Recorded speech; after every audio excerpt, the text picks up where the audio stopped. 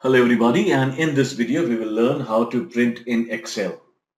Now to print in Excel there are quite a few options. The easiest one is to press Ctrl and the P key together.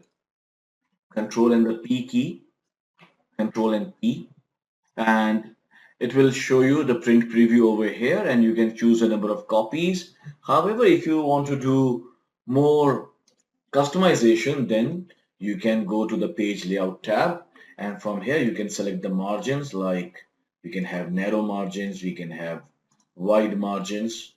You can choose the orientation, whether you want the data printout to be in portrait or in the landscape mode. This depends on the kind of data you have. You can choose the size of the paper. Usually everybody uses A4 size. You can set the print area. If you don't set the print area, it will print the complete page.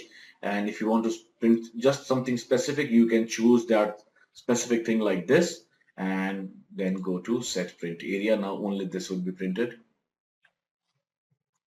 And you can clear the print area and set it again. And you can also go to this print titles. This one, it will allow you to select the print area, have the titles of our rows and columns, choose to whether to have the grid lines printed or not. These are the grid lines. So if you want to print these grid lines or not, and do you want the print to be in black and white? Do you want the comments to show up? How about what's the quality of the draft you want to show? Do you want to show the column and row headings? Do you want to show the header and footer from here? You can set the margins again from here and the page setup again. You can also go use the fit to one page option from here. So this is how you print in Excel.